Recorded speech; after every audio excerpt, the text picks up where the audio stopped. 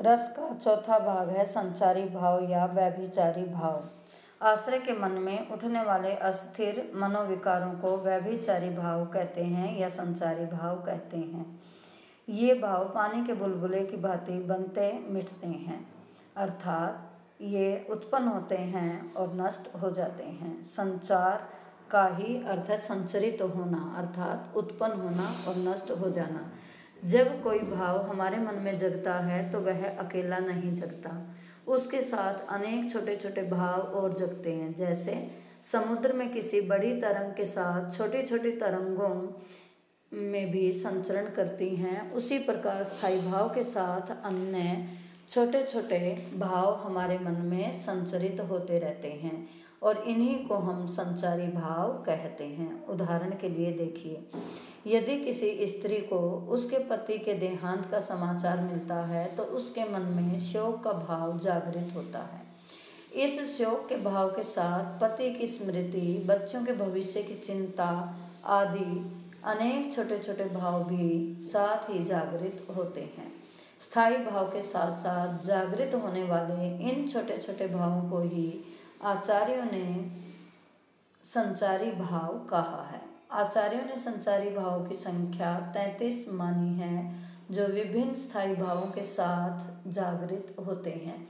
इस तरह स्थायी भावों में मिलकर ही ये रस की उत्पत्ति करते हैं। जैसे हम दूसरा उदाहरण लें, यहाँ जो दिया गया है कि शकुंतला के प्रति रति भाव के कारण शकुंतला को देखकर दुष्यंत के मन में मोह, हर्ष, आवेग आदि का जो भाव उत्पन्न हुआ या आदि के भाव उत्पन्न होंगे, उन्हें हम संचारी भाव कहते हैं।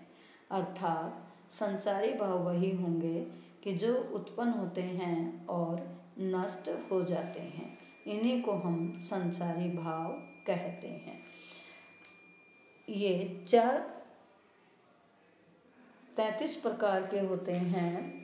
जैसे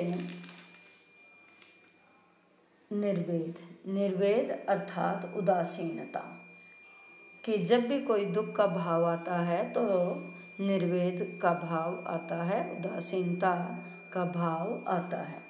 तो आश्रय के मन में स्थायी भाव के साथ साथ आते जाते रहने वाले अन्य भावों को संचारी भाव कहते हैं।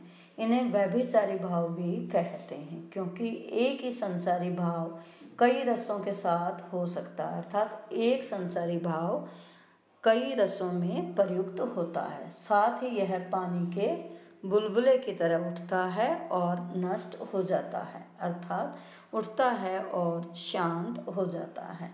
उदाहरण के लिए, सिंह से भयभीत व्यक्ति आश्रय के मन में उत्पन्न चिंता, शंका, मोह, जड़ता, उन्माद आदि भाव संचारी भाव कहलाएंगे।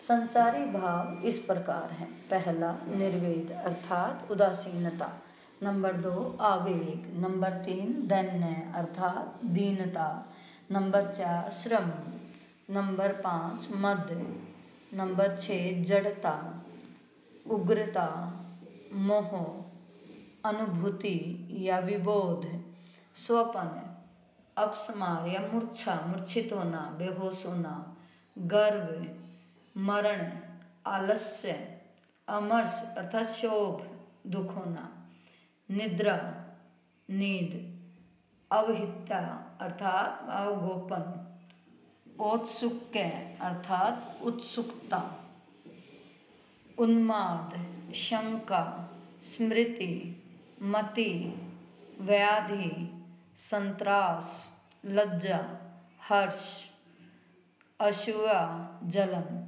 विषाद, घृत्री अर्थात धैर्य, चपलता, चंचलता, ग्लानि, चिंता, वितर्क। तो ये 33 हैं संचारी भाव। अर्थात इस प्रकार स्थायी भावों, समस्त विभावों, अनुभावों, संचारी भावों के संयोग से ही रस की निष्पत्ति होती है। भरत मुनि ने भी कहा है, विभाव अनुभाव व्यभिचारी संयोग रस निष्पत्ति।